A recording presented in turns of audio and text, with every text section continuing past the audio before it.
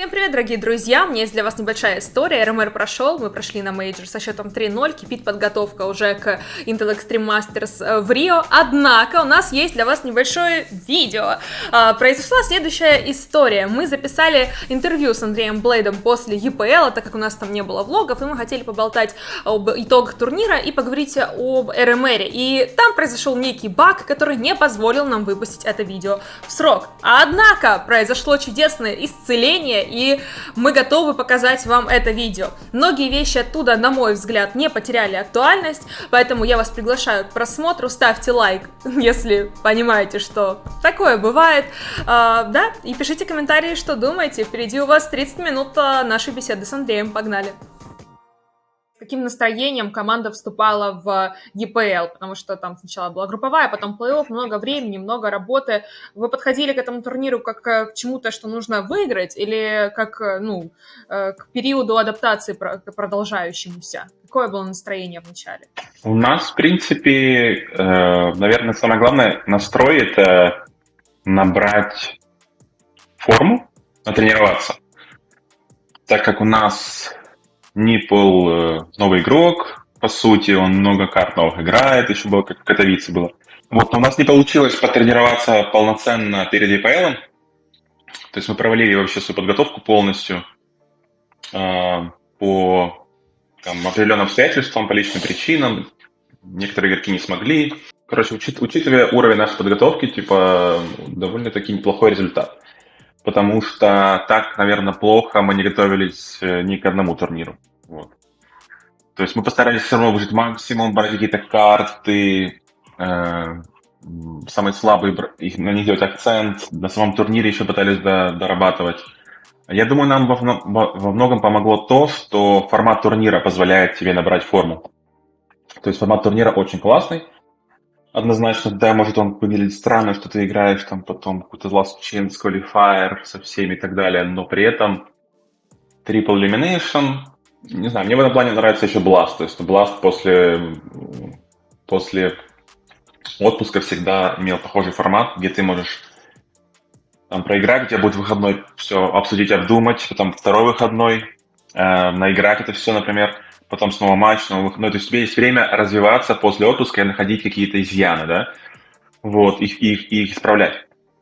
И, по сути, Катовица, то есть EPL был таким турниром, то есть там у тебя был шанс потренировать новые вещи, исправить старые ошибки и так далее. Соответственно, я думаю, что когда мы выиграли уже у Spirit, то мы уже были в такой неплохой форме. Потом были Zero Nation, и мы с каждым матчем становились лучше и лучше. Но видно было все равно, что даже проигрыш Rare там одной карты, да, проигрыш там 2 оверпассов, остались в салат практически. Потом проиграли Zero Nation оверпасс тоже. То есть видно было, что мы какие-то карты играем сильно, какие-то слабо, и прям какой-то такой, какие-то качели, все волнами идет. Мы когда играли с форзами, было видно, что они в неплохой форме, что они подготовлены к турниру, что они могут дойти далеко. Они всех удивили. Да, но при этом мы третью карту все равно, мне кажется, чуть-чуть поспешили, не очень хладнокровно ее закончили. Было очень много импульсивных решений под конец второй стороны на Инферно. Вот, соответственно, я думал, что было двоякое чувство. Это мы то ли проиграли форзам, все так плохо, но окей, мы мало тренировались, либо же все-таки мы сыграли более-менее и чуть не дотянули. То есть вот так вот на таком расхождении я находился. И потом после других матчей я увидел, что в принципе мы можем заходить глубоко, если мы будем выбирать правильные карты, если команда будет очень хорошо индивидуально включена. Я думаю, много на этом турнире нам помогла индивидуалка. То есть давно я не видел такой хорошей индивидуальной игры от нас. То есть прям не то, что это контраст, да, но она выросла однозначно. То есть и Денис намного лучше играл, и Саня намного лучше играл, и Валера, и Илья, да. По Андрею понятно, что он все еще пытается войти, у него тоже волнами, то есть и матчи хорошие, есть матчи плохие. У него все опирается больше, наверное, в знания, возможность эти знания применить, дальше уверенность от того, как ты применяешь эти знания. То есть у него такой вот комплекс идет, баланс, надо найти баланс, пока он пока еще переигрывает Тир-1.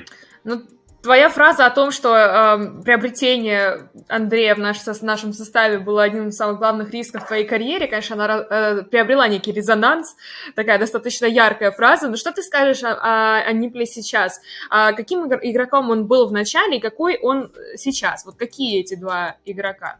Как происходит процесс развития? Ну, в том формате вопрос как бы был в таком формате юмористическом, поэтому я, в принципе, отвечал не всерьез, да. То есть, как бы я нахожусь в реальности, у меня нет иллюзий по поводу Андрея. У нас изначально как бы не было какого-то там огромного пула игроков, из которых можем выбрать, да. То есть мы дали именно шанс молодому, как бы и сознательно пошли на этот шаг, зная, что однозначно, если мы возьмем какого-то тир-1 игрока, мы будем сильнее, это очевидно, да. То есть в тот момент, под конец того года, если бы мы могли выбрать какого-то там из топ-20 игрока по силам себе, однозначно мы были бы сильнее, мы это знаем, полностью даем себе в этом отчет и так далее, и так далее. То есть просто в тот момент у нас не было такой возможности. Соответственно, и Андрей это тоже понимает, да. Не то, что мы дали ему возможность играть, не потому, что он супер жесткий игрок или супер опытный и так далее. Вот, поэтому лично я ожидаю от него большого количества ошибок с самого первого дня. Да, но это же молодой игрок, у него идет акцент на его потенциал, на перспективу, это на рост идет. Да? Долгосрочная инвестиция. Потому что для организации так это выглядит, да, прям вот в таком, как инвестиция. Но в данном случае у нас не та команда, где мы можем, знаешь, взять и там дать 2 года на развитие. А у нас все-таки сроки сжаты, нужны результаты постоянно и так далее. Вот, но все равно главное его достоинство – это потенциал, его будущее, да, то есть он через 2 года станет сильнее и покажет намного более качественную игру. Поэтому рост виден, он все еще как бы зеленый для Тир-1, но я также могу, как бы я говорил то же самое и про там хэт-трик, я тоже считаю, что он зеленый для Тир-1, да, то есть это как бы мое личное мнение. Если мы сравним там вот игроков, которые уже на просцене и давно, и чувствуют себя комфортно, как бы у наших молодых игроков, в принципе, ну, типа, ситуация, она похожа. То есть они не чувствуют себя достаточно комфортно в сложных ситуациях Тир-1 матчей. Вот и все. Это за счет знаний и, как я сам сказал, уверенности, за счет отсутствия этих знаний, то есть имеется в виду, что нет той уверенности, да, когда у тебя есть полное понимание, как сыграть в данной ситуации, ты в это веришь, ты это знаешь. Вот, это очень важный фактор уверенности. Отработанные автоматические какие-то, да, уже? Да, и вера в свои возможности, вера в свои решения. Это все очень сильно на Тир-1 решает. Когда у тебя этих знаний нет, то ты, в принципе, всегда в таком как бы сомнении. Принимать решение, оно бывает ошибочное. Даже ты можешь не уверить, но оно все равно будет ошибочное, потому что у тебя нет этих знаний. Вот, поэтому нам нужно изначально как бы оценивать нашу игру без вот этой константы, точнее, то есть ее не учитывать. Это как бы и есть константа. То есть Андрей по определению игрок ниже уровня. И когда мы говорим, типа, мы проиграли из-за Андрея, этого в принципе не может быть, потому что это условия, при которых мы входим в турнир с слабым игроком. Да, для Тир-1 я имею в виду, слабым. Вот, поэтому мы должны как бы делать скидку сразу же на это. И в принципе пока все выглядит более-менее. Да, у нас другие как бы амбиции, у нас всега запрос там на топ-1, и очень тяжело проигрывать. Было в полуфинале Катовицы и в полуфинале ЕПЛ, но при этом это то, с чем нужно как бы вот смириться, и это не смириться, точнее, принять. Это нужно принять как должное, что Андрей будет потихонечку расти, а нам нужно его за собой тянуть. Как минимум до конца мажора мы понимаем, что этот состав будет вот таким, да. Все мы знаем, что после мажора всегда могут быть какие-то изменения, в зависимости от результатов и так далее, чтобы продуктивно и максимально эффективно использовать это время, нам нужно забыть о любых каких-то наших недостатках и постараться сфокусироваться на наших сильных сторонах, да, что мы можем сделать, чтобы выступить еще лучше.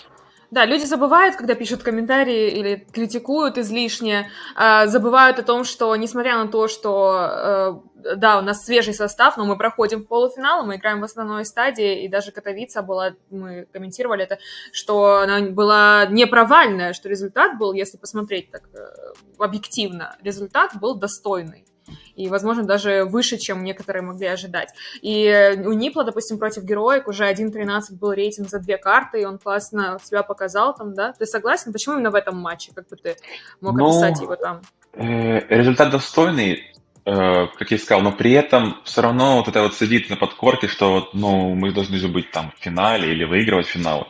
Ну да. И все-таки такие игроки, как Simple и Денис, да, Саня и Денис, они другого склада, и они привыкли к другому. Да, у нас есть и другие сильные игроки, но все равно как бы я разделяю, типа, вот Валеру и Илью, и с Денисом, и Саней, потому что они прошли больше, они всегда были в топе, это там игроки топ-20 стабильно, чуть ли не каждый год, вот, поэтому у них другая ментальность, ну, типа, другой майндсет. Да, объективно результат хороший, учитывая уровень подготовки, и учитывая, что у нас игрок не тир-1 уровня в команде, которого нужно подтягивать и адекватно иметь терпение. Вот. Просто иметь терпение, а все мы понимаем, что когда вот ты там в свои лучшие годы играешь, да, то ты хочешь прямо сейчас побед. Вот, а нужно иметь терпение, к сожалению. Вот, поэтому это так. А по поводу его игры, честно, я не следил за Ниплом именно по статистике, но, например, в матче против Австралии за вылет, ну, точнее, за вылет в Last Chance. Last Chance. Не совсем за вылет, да. За вылет в Last Chance у нас была третья карта Инферно, и Андрей сделал 2 переломных раунда. Мне кажется, если бы не эти 2 раунда, мы бы проиграли и упали в Last Chance. Это был как раз тот период, когда я говорю, типа, что вот уже со Spirit мы выиграли, и уже видно было, что мы стали лучше, мы чувствуем больше игру. С Австралией все-таки мы еще были в очень шатком положении. Вот. И в тот момент нам помог как раз-таки Андрей. Там было 2 раунда на Инферно, один раз он прошел в смог, убил 2 ситуации 2 в 3. Там, в следующем раунде он убивает там на борту опорника, вместе с Валерой они идут вместе. И это были ключевые фраги, если бы мы как бы эти раунды проигрывали, там был high economic, это были ключевые раунды. Но это не отменяет того факта, что Андрей и ошибается в других матчах, да, то просто нужно не только видеть плохое, но и хорошее, это очень важно. И в то же время, когда видишь хорошее, не забывать про плохое. Тоже важно. Ну, имеется в виду, что вот ты помнишь, что ты не это ты сыграл хорошо, не это твой уровень. Нет. Это ты как бы блеснул, показал, что у тебя есть как бы потенциал. Но все-таки норма у него пока что ниже вот этого матча с Австралией. С Героикой мы, по-моему, играли карты Анубис и Мира... Не Мираж. Инферно. Да, Инферно. Точно Инферно. Вот, Анубис Инферно, они удивили нас, убрали Ancient. Потом был Анубис, наш пик и их пик Инферно.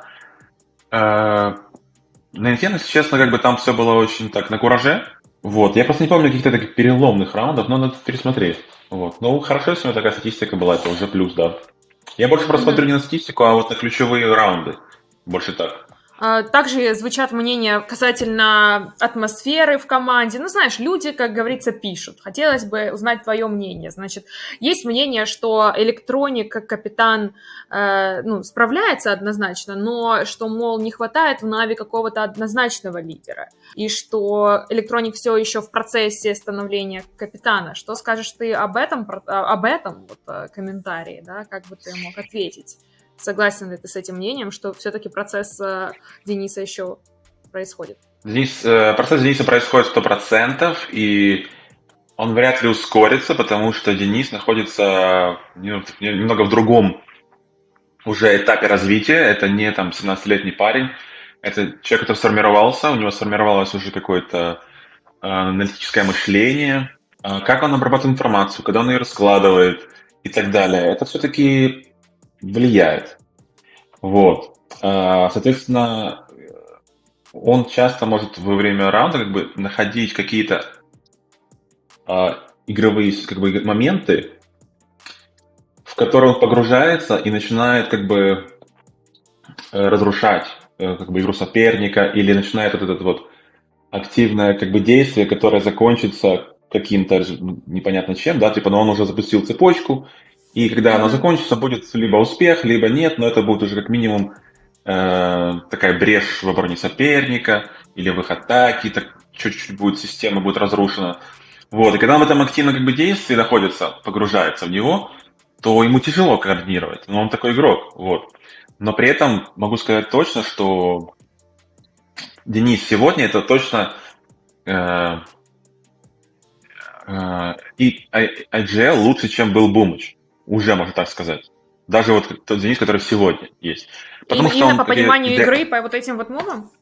Да, потому что он может понять намного лучше игру, чем понимал Кирилл.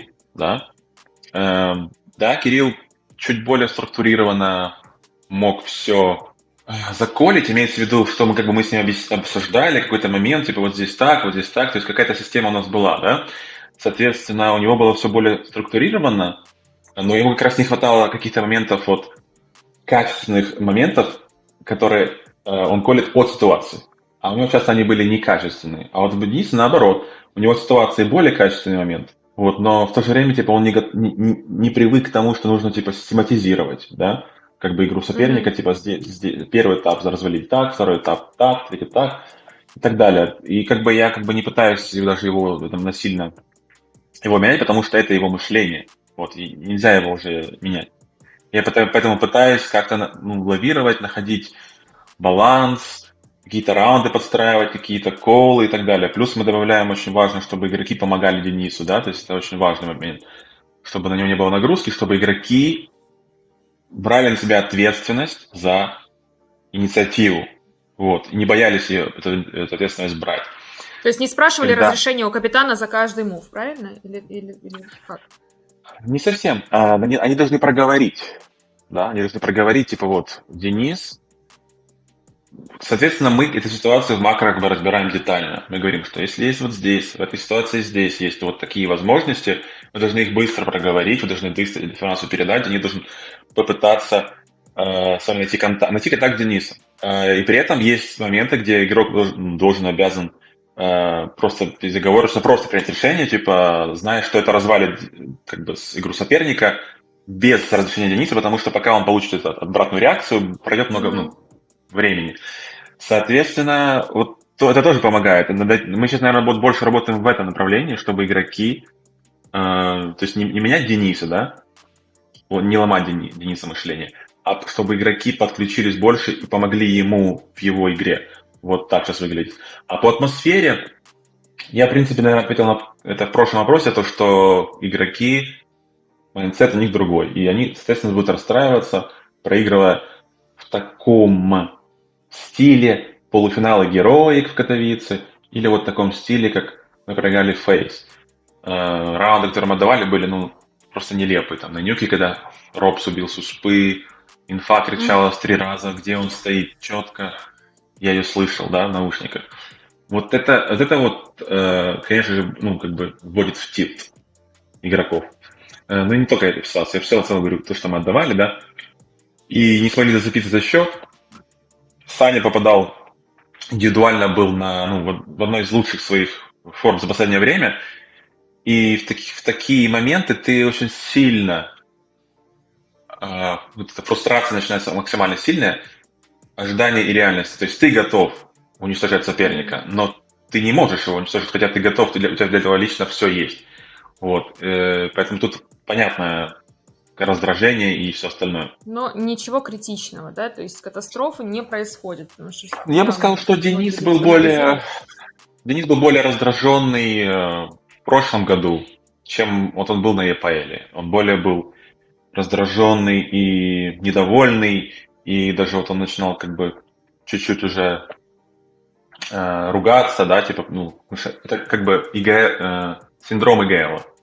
Это есть такая штука, что ты начинаешь отвечать за весь процесс, и это просто происходит автоматически. То есть ты всеми руководишь, говоришь, что сделать, у тебя картинка выстраивается, кто-то делает что-то не так один раз, второй раз, третий, четвертый, пятый раз, ты понимаешь, что ты себе построил в голове картинку вот такую, 5 раз она не сошлась из-за него, и ты начинаешь вот сильно просто выбешиваться и говорить, что ты во всем виноват, и так далее, и так далее. У простого игрока такое редко бывает. У ИГЛ это происходит, ну, я даже по себе это помню, что это происходит часто.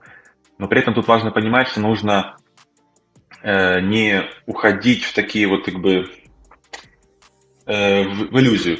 Тут нужно понимать, что найти вот адекватную реальность, при которой не только ошибки игрока, но может еще как бы ты можешь как-то по КГЛ построить игру так, чтобы им было проще.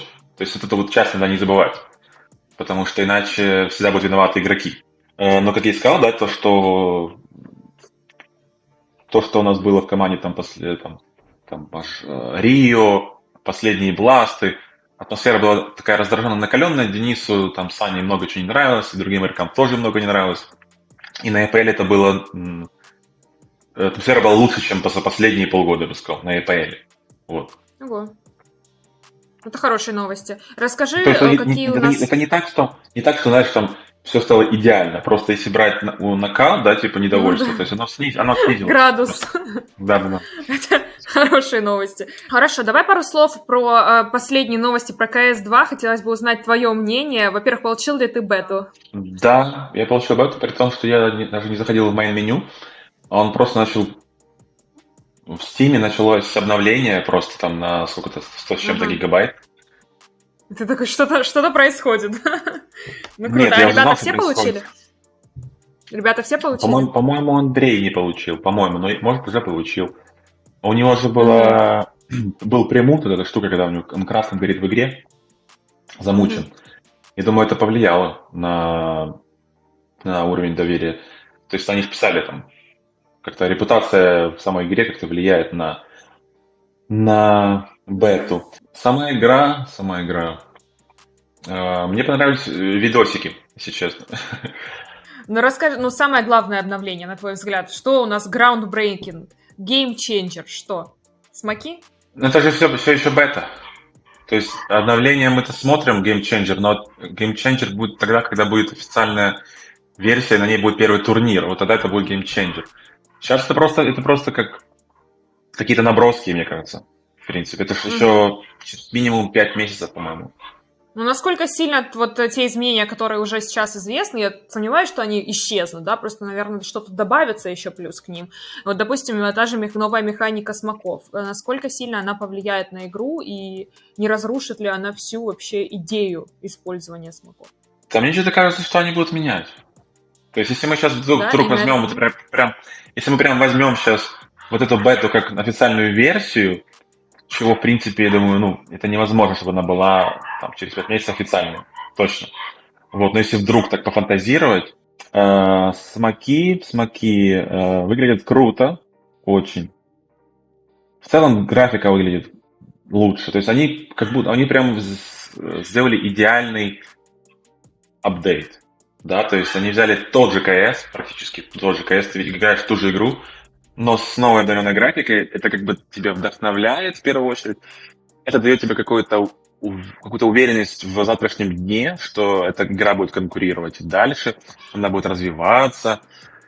Мне кажется, это ощущение будущего, оно, наверное, более важно, чем вот эти все детали беты, да? Потому что состояние внутреннее, типа, молодые игроки, они могут с большим энтузиазмом, большей верой в свое будущее как бы в это все погрузиться. Они могут как бы... уровень мотивации растет. Что CSGO завтра закроется, да? Что, в принципе, так, если было можно до этого... не идти в Valorant. Да, если было, например, до этого, вот условно, например, 100 игроков, которые приняли там за месяц решение начать тренироваться там в 10 лет, то, мне кажется, сегодня это может быть уже 1000, например, да? Вот это условная цифра, но я имею в виду, что это огромный буст, если бы CSGO бы осталось, да? А тут, я не знаю, что будет CS2, они начинают тренироваться уже в будущем, и много бывших игроков уже в возрасте, да, начинают тоже играть.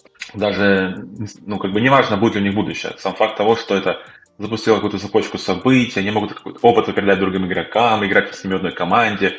это в целом все создаст более здоровую среду для развития. Вот что более важно. И мажор они А как ты анонсировали думаешь, заранее.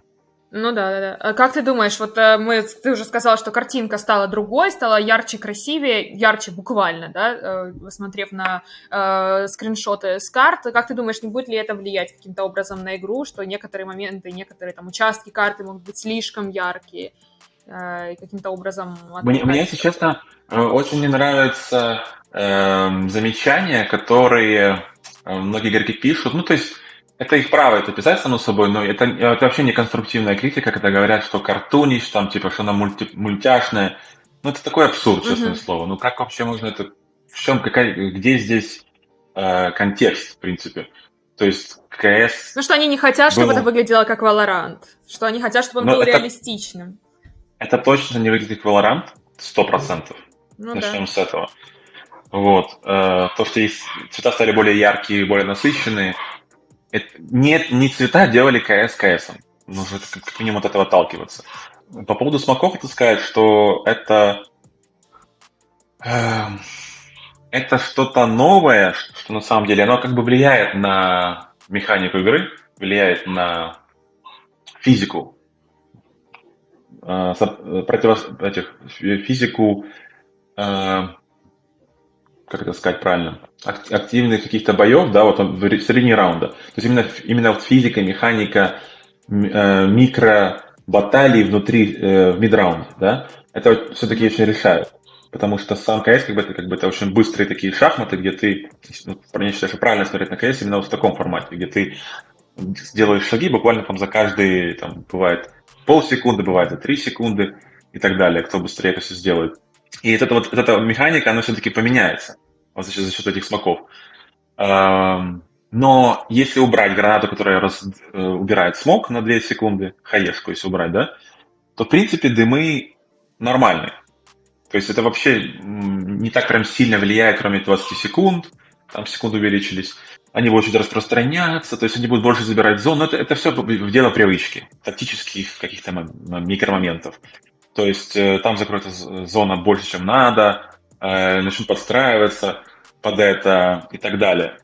Вот. Вопрос хаешки, если оно прям так и останется, ну тогда все равно это же всегда любой апдейт, он создает,